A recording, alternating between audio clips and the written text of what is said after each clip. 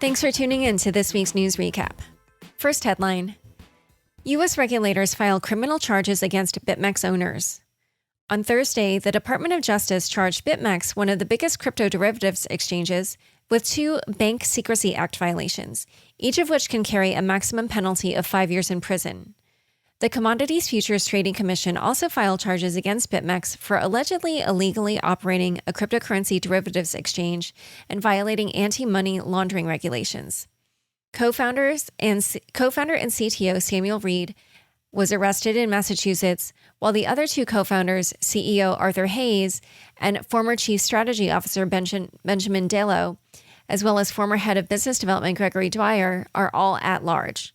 The DOJ indictment said Hayes, quote, bragged in or about July 2019 that the Seychelles was a more friendly jurisdiction for BitMEX because it costs less to bribe Seychellois authorities, just, quote, a coconut, than it would cost to bribe regulators in the United States and elsewhere. The indictment claims that BitMEX did not monitor its transactions for money laundering or sanctions violations and did not file any suspicious activity reports to the government from its launch in November 2014 until September 2020. It also alleges that until August 2020, customers could register to trade anonymously, providing only a verified email address, and that the exchange encouraged or allowed U.S. customers to access the site and trade on it. It also claims that BitMEX allowed customers located in Iran to trade on the platform in violation of U.S. sanctions. The indictment also says that in May 2018, Hayes was notified that BitMEX was being used to launder coins obtained via a cryptocurrency hack, but that Hayes and BitMEX did not implement an anti-money laundering policy in response. HDR Global, the parent company of BitMEX, and one of the defendants in the CFTC lawsuit, released a statement saying, quote, we strongly disagree with the U.S. government's heavy-handed decision to bring these charges and intend to defend the allegations vigorously. From our early days as a startup, we have always sought to comply with applicable U.S. laws, as those laws were understood at the time and based on available guidance. Next headline: third largest exchange hack, $280 million stolen from KuCoin. In the third largest exchange hack in crypto history, $280 million worth of crypto assets were stolen from the hot wallets of Singapore-based exchange KuCoin. The assets stolen include Bitcoin, Bitcoin Satoshi Vision, Ether, Litecoin, Ripple, Stellar Lumens, Tron, Tether, Chainlink, Ocean, and others. The exchange maintains that its insurance fund will cover all losses, and so far $130 million of the hackers' loot has been frozen by various crypto projects. Many of the stolen coins were ERC20 tokens, and project admins have paused contracts, deployed new ones, or blocked the hacker's address to help recover coins such as Velo, Tether, Orion, Cardia Chain, Ampleforth, and others. However, these actions have raised questions about decentralization. Meanwhile, the KuCoin hack has highlighted the use of DEXs for money laundering, with the hacker liquidating tokens such as Ocean, SNX, Comp, Link, and DIA on Uniswap and Kyber to convert them to ETH. In CoinDesk, CipherTrace CEO Dave Jevons said, quote, these platforms can be used as effectively the next generation of money laundering mixing services. If I can put my stuff into a DeFi contract, it gets mixed up with other people's money when it comes back out. Because there's no tracing and there's no KYC, it effectively is operating as an old-school crypto money laundering service. Disclosure, CipherTrace has been a sponsor of my shows. Next headline: $15 million emptied from YFI creator's latest experiment. On Monday, ambiguous retweets by Yearn creator Andre Cronje of the Eminence Finance Twitter account caused investors to pour $15 million into Eminence, which was a card gaming protocol, to farm the EMN token. Never mind that there was little information on it. The entire $15 million in Eminence was soon drained by a hacker who, according to Cronje, used, quote, a very simple method, which was to, quote, mine a lot of EMN at the tight curve, burn the EMN for one of the other currencies, then sell the currency for EMN.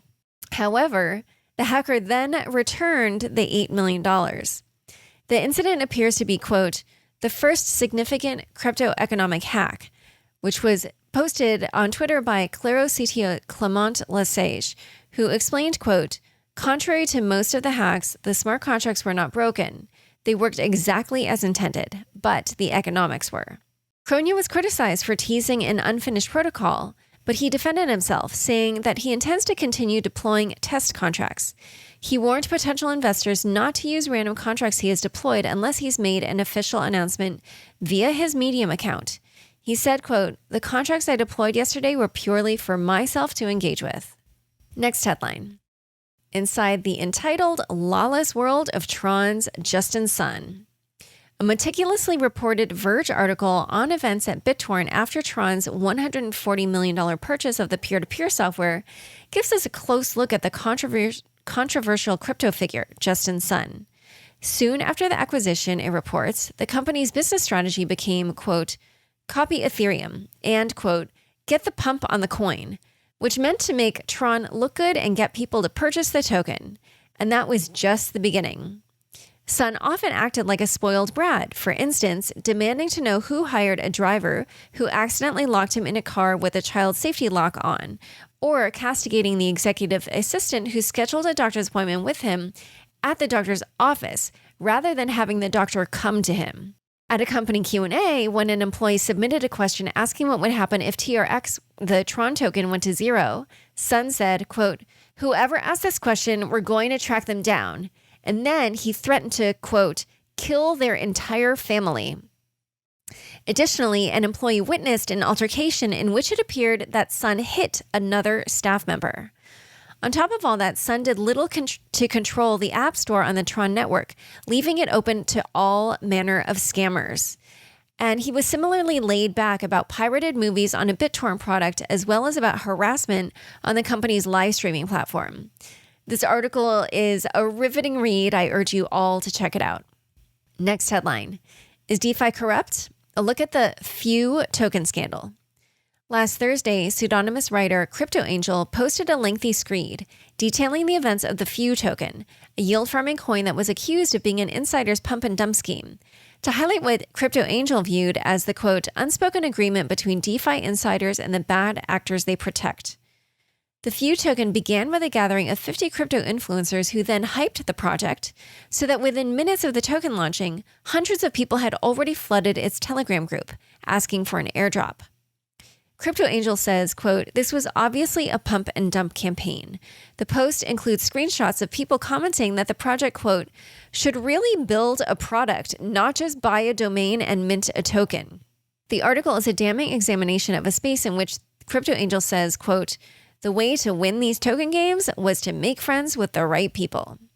Next up is an SEC roundup.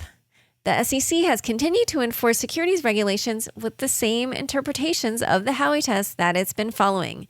And it's also getting judges to back its stance. The first of these stories is judge rules KIC's KIN token violated securities law. A judge for the Southern District of New York agreed that KIC's offering of KIN was an unregistered securities offering. KIC has said it may appeal. Next, Salt Lending ordered to refund $47 million in ICO funds. The SEC and Salt Lending, which held an ICO in 2017, have settled, and Salt will have 14 days to announce its intention to refund investors. It will also register the Salt token as a security and pay a $250,000 penalty. Next, SEC issues no action letter for compliance-focused digital security exchanges. The SEC said it will not take action against exchanges that trade tokenized securities. Finally, it's time for fun bits. In a first, Ethereum fees eclipse block rewards. Larry Cermak of The Block tweeted that for the first time in Ethereum's history, transaction fees have surpassed the amount that miners make from block rewards.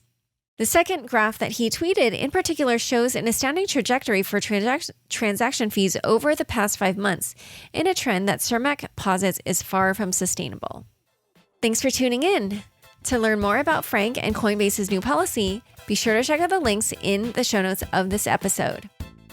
If you're a fan of Unconfirmed and want to help get the word out about the show, please rate and review us on Apple, Spotify, YouTube, or wherever you listen. Unconfirmed is produced by me, Laura Shin, with help from Anthony Yoon, Daniel Nuss, Bossy Baker, and the team at CLK Transcription. Thanks for listening.